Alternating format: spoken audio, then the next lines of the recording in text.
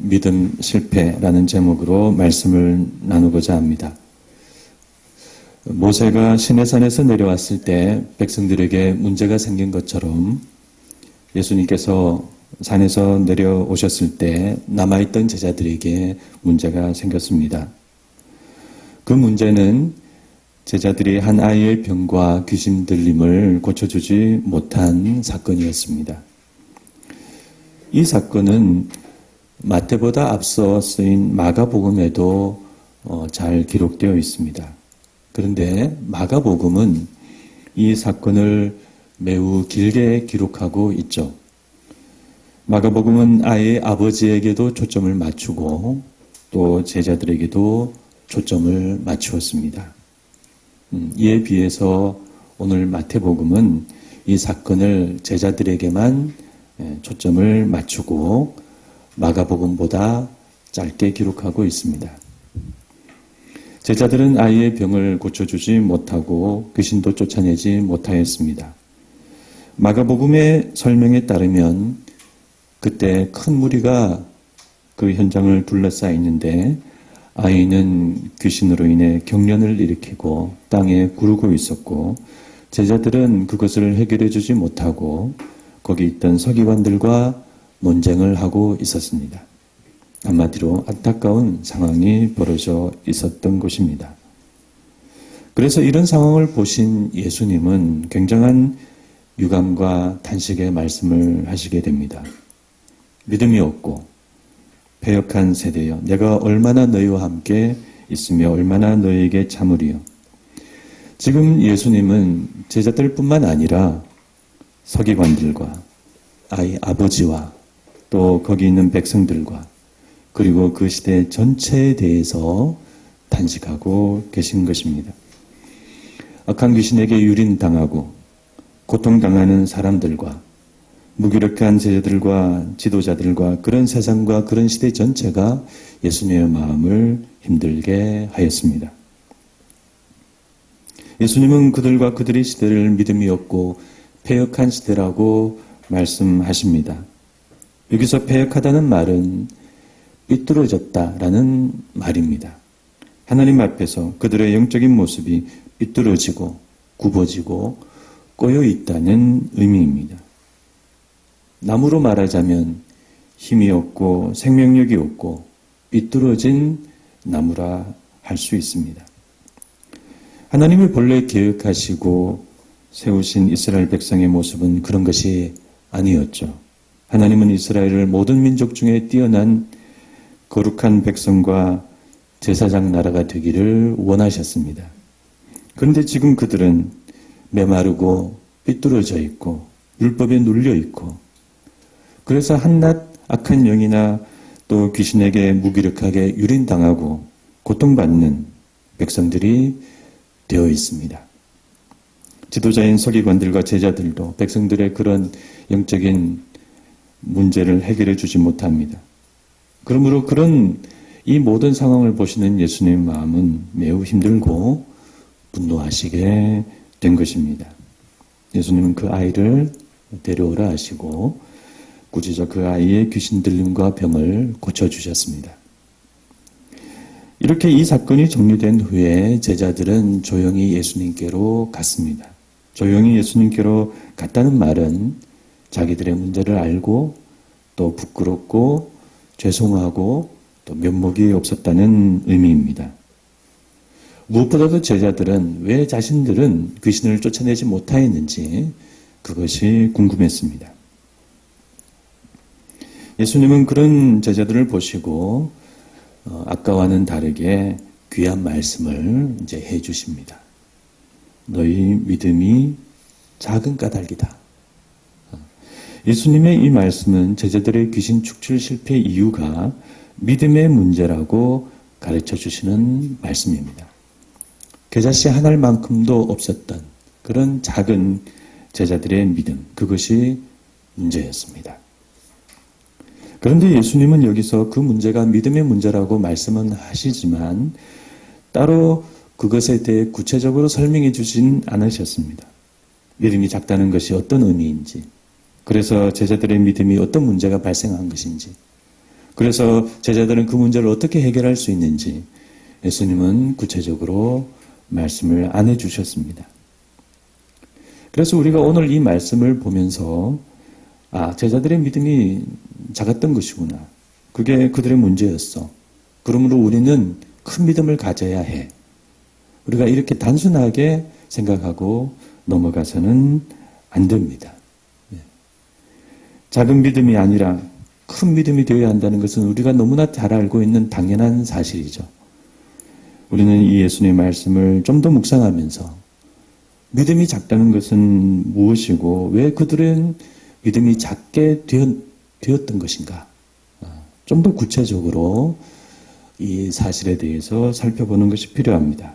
그래서 오늘 설교는 이 내용을 살펴보고 우리가 은혜와 교훈을 받고자 합니다. 우선 제자들은 병고침과 귀신 축출에 대해서 이미 그것을 해봤던 경험자들입니다. 예수님께서 10장에서 제자들을 갈릴리에 파송하실 때 예수님은 그들에게 병을 고치고 모든 악한 것을 고치고 더러운 귀신을 쫓아내는 권능을 주셨습니다. 그들은 나가서 이 권능을 잘 사용했죠.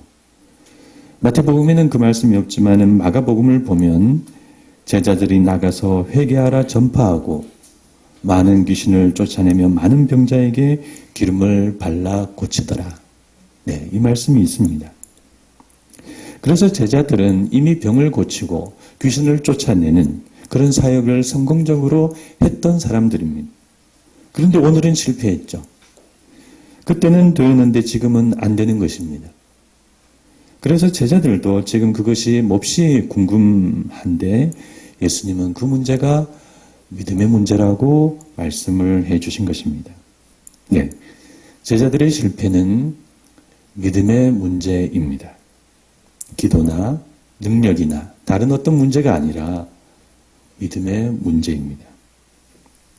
그래서 마태는 앞서 쓰인 마가복음 본문을 간략하게 줄이면서 여기서 혹 오해될 만한 말씀 하나를 마가복음과는 다르게 조금 수정하고 있습니다.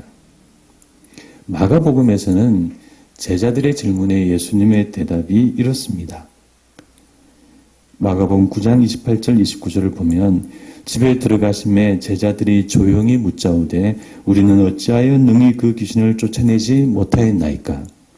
이르시되 기도 외에 다른 것으로는 이런 종류가 나갈 수 없느니라 하시니라.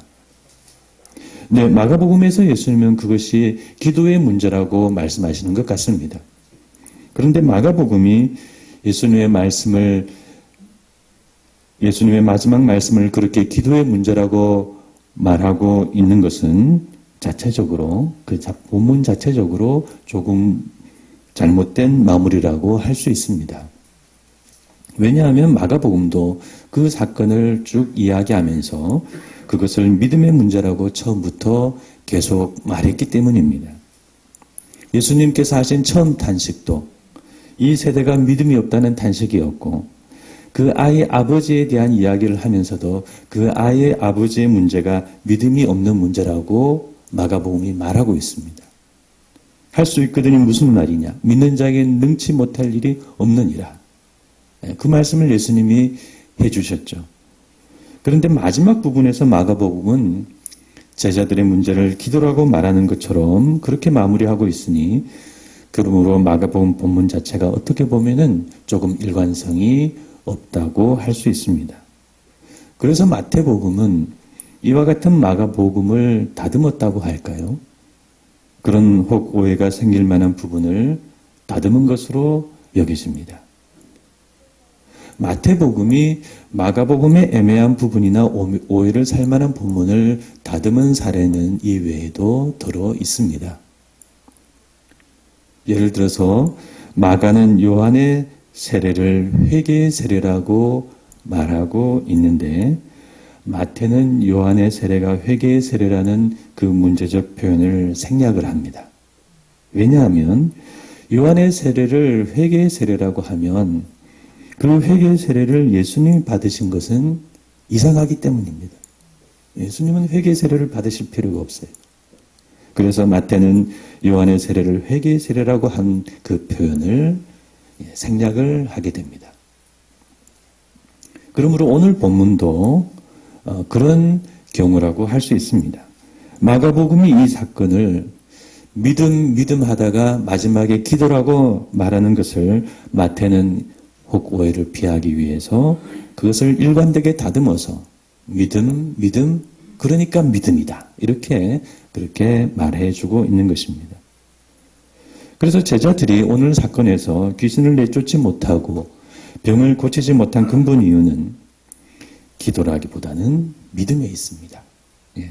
그러면 마가복음의 그 부분은 우리가 어떻게 해석을 해야 되는가? 우리는 마가복음의 그 기도라는 그 부분을 믿음의 기도라고 우리가 해석을 해야 하는 것입니다. 이렇게 마태는 제자들의 근본 문제가 믿음이었음을 우리에게 잘 말해주고 있습니다. 그래서 간혹 보면 마가복음만을 가지고 제자들의 실패 이유를 기도의 문제라고 말하는 경우가 있습니다. 제자들이 기도를 하지 않았고 제자들이 기도에 능력이 없었기 때문에 실패했다. 그렇게 이제 말하는 것이죠. 그래서 우리가 귀신을 쫓아내고 병을 고치기 위해서는 우리가 기도를 많이 하고 기도의 능력을 받아야 한다. 그렇게 강조를 합니다.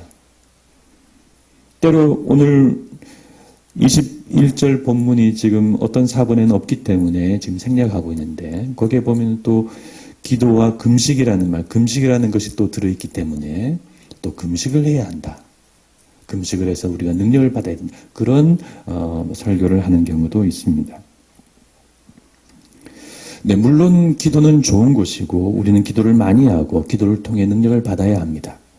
그러나 대개 기도에 대한 지나친 강조는 조금 불건전한 미신적인 이해가 일부 들어가 있기 때문에 우리가 주의하는 것이 필요합니다. 기도를 많이 하면 능력이 생긴다는 말은 맞는 말씀이지만 그러나 그것을 지나치게 생각하면 그런 능력과 은사를 주시는 하나님을 먼저 생각하지 않는 실수가 될 수 있습니다. 신자가 기도를 많이 하고 기도에 공을 들이면 무조건 하나님이 그 기도한 양에 비례해서 그 능력과 은사를 주시는 걸까요? 그러나 하나님은 교회의 유익과 제자들의 사역을 위해서 제자들이 따로 기도하지 않았어도 먼저 그런 능력과 은사를 주시는 경우가 많습니다. 그러므로 우리가 기도를 하면 할수록 그런 능력과 응답을 받고 그런 힘을 받는다라고 생각하는 것은 성경적이지 않습니다. 기도를 많이 할수록 그에 비례해 그런 능력과 은사를 받고 그런 능력이 온다는 것은 우리가 오래전부터 어떤 신과 무엇을 향해 소원을 비는 그런 민족이었고 그런 우리의 기도 행위는 항상 좋은 결과를 가져온다는 그런 일반적인 생각에서 온 것입니다. 그래서 그런 기도에 대한 샤머니즘적인 이해가 우리 신앙 안에 일부 들어와 있다라고 할 수 있습니다. 또한 우리는 이 기도라는 것이 그 기도하는 사람의 자기 확신이나 자기 신념이 강화되는 그런 특징을 가진 것이라는 사실도 알아야 합니다. 그래서 자칫하면 내가 기도를 많이 해서 기도의 능력을 받았다는 것이 사실은 하나님에게서 온 것이 아니라 내 안에서 만들어진 자기 강화가 될 수가 있습니다. 기도를 많이 한다고 하시는 어떤 분들은 좀 세요. 말하시는 것도 좀 세고. 그러므로 이 기도는 좋은 것이지만 기도가 말씀보다 앞서지 않는 그런 세심한 균형이 필요합니다. 흔히 우리 자주 하는 말 중에 기도보다 말씀보다 앞서지 않는다. 좋은 말입니다. 그러나 제가 생각하기에는 그것은 조금 수정이 필요한 거예요. 말씀보다 기도가 앞서지 않아야 돼요. 말씀을 잘 듣고 그 말씀과 성령 안에서 우리는 기도를 해야 합니다. 기도 안에 우리가 들어가는 수많은 자기 생각, 자기 판단, 그것으로 인해서 우리 기도는 많이 오염될 수 있습니다. 그래서 하나님의 뜻 안에서 기도하는 것이 아니라 내 생각과 내 소망과 내 바램을 우리가 옛날에 하던 방식으로 기도하는 그런 식으로 우리가 신앙생활을 한다면 그 기도는 조금 유익하지 못한 신앙 결과를 낳게 되는 것입니다. 우리가 말씀 안에서, 성령 안에서 기도를 잘 하면 그것은 성경적인 기도가 되고 신자의 삶과 믿음 생활을 위한 좋은 도구가 될 수 있습니다. 그러므로 우리는 마가복음과 마태복음의 이 두 본문을 잘 비교하면서 그들의 문제는 다름 아닌 믿음의 문제였다라고 우리가 결론 내려야 하겠습니다. 지금 제자들은 믿음에 어떤 문제가 발생하였고 그래서 그들의 믿음은 겨자씨 하나만도 못한 작은 믿음이 되어버렸습니다. 제자들은 귀신을 제어하고 병을 고치는 능력과 은사를 이미 받았죠. 그러나 지금 그들의 믿음에 어떤 문제가 발생했기 때문에 그런 능력과 은사가 발휘되지 못하고 있는 것입니다. 그래서 여기서 우리는 믿음이 무엇이냐 하는, 예수님이 말씀하시는 믿음이 무엇이냐 하는 것에 대한 기초적인 사실을 재점검해야 하겠습니다. 예수님이 지금 말씀하시는 믿음이 무엇인가? 너희 믿음이 작았기 때문에 귀신을 쫓아내지 못했다라고 하실 때 여기서 말한 그 작아진 믿음, 그건 무엇인가? 네, 이 믿음은 바로 하나님과의 관계라는 것입니다. 네. 믿음에 대한 많은 오해는 믿음을 내가 믿는 것이라고 생각하는 것에 있습니다. 이것은 일반적인 믿음에 대한 생각이죠. 그러나 성경이 말하는, 우리 기독교가 말하는 믿음은 그런 것이 아닙니다. 내가 믿는 것이 아니에요. 내가 믿어서 천국 가는 것이 아니에요. 내가 누구를 믿고 무엇을 믿고 어떤 신념을 가지는 것, 그런 확신과 믿음을 성경이 말하는 믿음이 아닙니다. 성경이 말씀하고 예수님이 말씀하신 믿음은 그런 자기 신념이나 자기 확신이 아니라 하나님과의 관계입니다. 하나님을 의지하고 하나님께 순종하는 그런 믿음의 관계가, 하나님과의 관계가 기독교의 믿음입니다. 그래서 기독교의 믿음을 가장 잘 설명하는 다른 말로 표현하자면 신실함입니다. 하나님께 신실한 것이 믿음입니다. 분명 제자들은 자기 확신이 있었을 것입니다. 전에도 병을 고쳤고 귀신을 내쫓았기 때문에 이번에도 할 수 있을 것이라고 믿었죠. 자기 확신이 있었습니다. 그래서 제자들은 아이 아버지가 고쳐달라고 요청했을 때 기꺼이 응했습니다. 그러나 그들은 실패했습니다. 그것은 그들 안에 하나님을 의지하고 하나님께 순종하는 그와 같은 믿음과 하나님과의 관계가 어느새 없어졌기 때문입니다. 그렇습니다. 그 권능을 받고 그 권능은 내 소유가 되었다고 생각하는 순간 하나님을 의지하고 하나님께 순종하는 그 믿음의 관계가 깨트려져 버린 것입니다. 그래서 안 된 것이고 예수님은 바로 그것을 지적하신 것입니다. 그러므로 우리는 오늘 본문 말씀을 통해서 믿음이 무엇인가에 대해서 다시 한번 재점검이 필요합니다. 성경이 말하는 믿음은 자기 신념이나 자기 확신이 아니라 나의 신실함입니다. 그 신실함은 하나님과의 신실한 관계를 의미합니다. 한 번 신실한 것이 아니라 계속 신실한 것. 계속 신실한 삶을 사는 것. 그것이 믿음인 줄 깨달으시기를 바랍니다. 그래서 이것은 참 쉬우면서도 어려운 영적인 개념입니다. 기도 많이 하는 아무개 목사도 여기서 실패를 하고 믿음 좋은 아무개 집사도 여기서 실패합니다.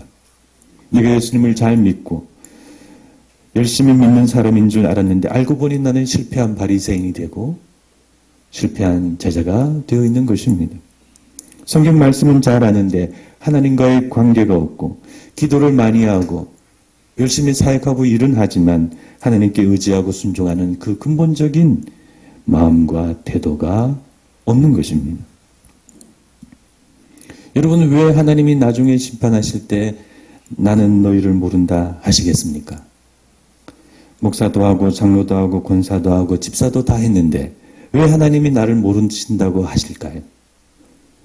그것은 하나님을 알고 그분과 관계를 맺고 그분을 신실하게 따라간 것이 아니라 내가 나를 위해서 내 목적을 가지고 천국 가고 부자 되고 잘 되기 위해서 그렇게 믿었기 때문에 모른다고 하시는 것입니다.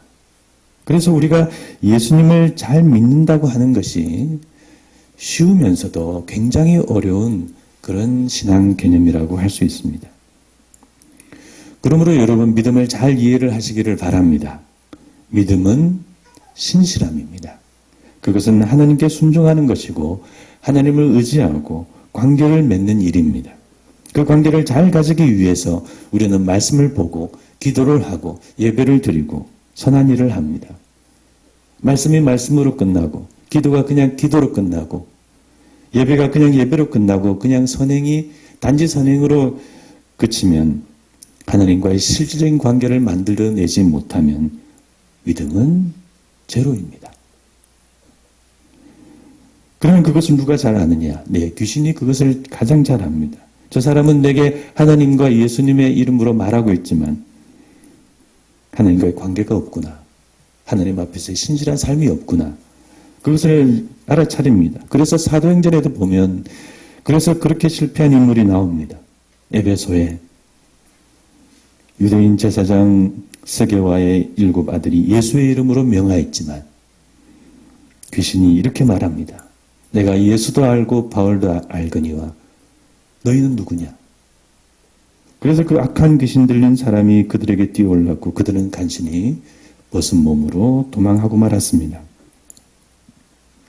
그러므로 제자들이나 우리나 귀신을 쫓아내지 못하는 것은 믿음, 즉 하나님 앞에서의 신실함과 그 신실한 관계가 없기 때문입니다. 예수님의 이름으로 아무리 강력하게 말한다 해도 소용없습니다. 하나님과의 관계가 없기 때문입니다. 물론 특별히 귀신을 쫓아내거나 이적을 행하는 그 능력이라는 은사가 있죠. 그 능력이라는 은사를 받으면 우리가 그 일을 더 잘할 수 있습니다. 그러나 그 은사를 따로 받지 않아도 예수의 제자들은 귀신을 쫓아낼 수 있습니다. 귀신과 악한 영들은 기본적으로 믿음이 쫓아내는 것이기 때문입니다. 그러므로 여러분 은사나 능력이나 기도나 물론 다 좋은 것이고 우리가 귀하게 여기고 추구해야 하는 것들입니다. 그러나 더 근본적이고 중요한 것은 믿음이라는 사실을 잊지 마시기를 바랍니다. 기도는 많이 하는데 믿음이 없을 수 있는가? 그럴 수 있습니다. 하나님과의 신실한 관계가 없으면 그럼 어떻게 될까요? 그것은 그냥 하나님 앞에 그냥 말이 많은 것입니다. 기도를 많이 하고 그대로 살아가지 않거든. 기도한 것에 비해서 삶이 너무 부족한 것. 그것이 우리 한국교회의 부족한 점이라고 할 수 있습니다. 어느 날 은혜를 많이 받고 방언의 은사도 받았는데 돌아서서 다투고 나가서 이웃 사람과 양보를 안 하고 그렇게 싸우는 생활을 하면 그건 하나님과의 신실한 관계가 없는 것입니다. 우리가 하나님과의 신실한 관계가 있고 믿음이 있다면 그렇게 살아갈 수 없죠. 이 이야기는 저희 이모님이 제게 해주신 이야기입니다. 이모님 교회에 어떤 한 분이 방언의 은사를 받았는데 며칠 후에 보니까 길에서 이웃 사람하고 막 욕을 하면서 싸우고 있더라고요. 그래서 은사가 다가 아니다. 그런 말씀을 제게 해주셨습니다. 축복을 많이 받고 성공하고 물질적으로 부유한 한 신자가 있다고 합시다. 그런데 그분의 부가 정당하지 않고 깨끗하지 않고 또 그분의 평소 모습이 사람들을 위해 군림하고 부를 자랑하고 인색하다면 이것도 믿음 즉 하나님과의 신실한 관계가 없는 것입니다. 하나님의 축복은 많이 받았지만 하나님과의 신실한 관계가 없습니다. 하나님과의 신실한 관계가 있다면 그렇게 살아갈 수가 없죠. 그러므로 능력도 은사도 기도도 축복도 다 중요하지만 가장 중요한 것은 믿음 즉 하나님과의 신실한 관계가 있어야 합니다. 우리는 거기에 신앙의 초점을 두어야 합니다. 얼마나 은사를 많이 받았느냐, 얼마나 능력을 많이 받았느냐, 얼마나 내가 기도를 많이 하느냐, 얼마나 내가 하나님의 축복을 많이 받았느냐, 그것이 중요한 것이 아니라 내가 하나님과 얼마나 신실한 관계를 맺고 살아가는가. 우리가 은사를 받아도 능력을 받아도 기도를 받아도 축복을 받아도 그것은 결국 우리의 신실한 삶으로 열매를 맺어야 하는 것입니다. 우리 한국교회가 이 사실을 일찍부터 잘 알고 강조했다면 지금과 같은 모습이 되지 않았을 것입니다. 한국교회는 은사도 능력도 기도도 축복도 다 있고 다 받았습니다. 그러나 신실함이 부족합니다. 가장 근본적인 부분을 소홀히 했다 할 수 있습니다. 그래서 세상도 우리 교회를 향해서 쓴소리를 지금 하고 있습니다. 말씀을 맺고자 합니다. 우리는 어찌하여 쫓아내지 못하였나이까? 이 제자들의 질문에 예수님의 대답은 짧았습니다. 너희 믿음이 작은 까닭이니라. 이 말씀은 짧지만 그 의미는 깊은 줄 믿습니다. 우리는 믿음의 의미를 재발견하고 하느님과 신실한 관계를 맺는 데 주력해야 합니다. 아무쪼록 우리 드리핀 믿음찬 교회 성도님들은 하나님께 신실한 큰 믿음을 가지시기를 간절히 축원합니다. 네, 기도하시겠습니다.